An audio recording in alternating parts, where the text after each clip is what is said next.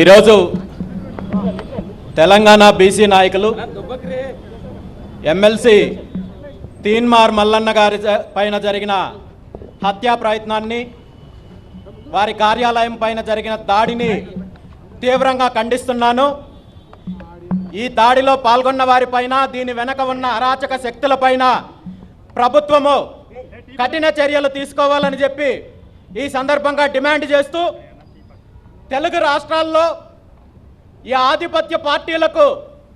రాజకీయాలు చేయడానికి, అధికారంలోకి రావడానికి, దోపిడీ చేయడానికి బీసీలు కావాలి, బీసీ నాయకులు కావాలి, బీసీల ఓట్లు కావాలి. కానీ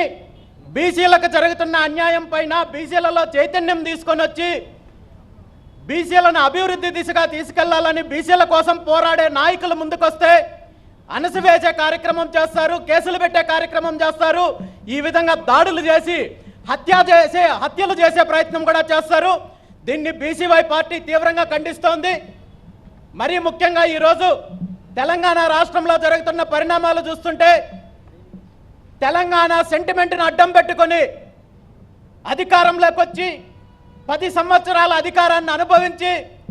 తెలంగాణ రాష్ట్రాన్ని అన్ని రకాలుగా దోపిడీ చేసిన కేసీఆర్ గారి కుటుంబము, వారి కుటుంబ సభ్యులు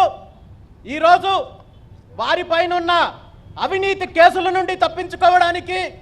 లిక్కర్ స్కాముల నుండి తప్పించుకోవడానికి కల్వకుంట్ల కవిత అనే ఒక వ్యక్తి ముందుకొచ్చి బీసీ సెంటిమెంట్ను అడ్డం పెట్టుకొని కేసుల నుండి తప్పించుకోవడానికి ప్రయత్నం చేస్తుంటే, వీటిలో ఈ అంశానికి సంబంధించి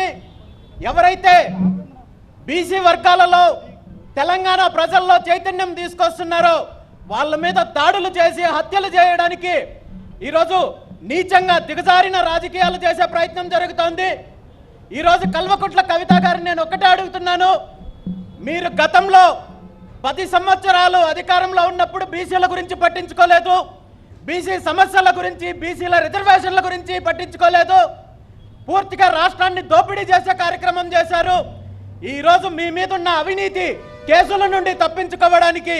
బీసీ సెంటిమెంట్ను ఉపయోగించుకోవాలని చూసే నీచ రాజకీయాలు మానుకోకపోతే రాబోయే రోజుల్లో ఇదే తెలంగాణ ప్రజలు మీకు బుద్ధి చెప్పడానికి సిద్ధంగా ఉన్నారని చెప్పి తెలియజేస్తూ, ఇప్పటికైనా మీరు ఇలాంటి నీచమైన రాజకీయాలు మానుకోకపోతే రాబోయే రోజుల్లో తెలంగాణ బీసీలు కావచ్చు, తెలంగాణ ప్రజలు కావచ్చు, మీరు కనీసము ఈ రాష్ట్రంలో తిరగలేని పరిస్థితి ఉంటుందని చెప్పి ఈ సందర్భంగా తెలియజేస్తూ, మరొక్కసారి ఈ సంఘటనను, ఈ దాడిని తీవ్రంగా ఖండిస్తూ ప్రభుత్వము దీనిపైన కఠినమైన చర్యలు తీసుకోవాలని చెప్పి ఈ సందర్భంగా తెలియజేస్తూ, బీసీ నాయకులు ఇక్కడికి ఒక్కొక్కరిగా చేరుకుంటారు.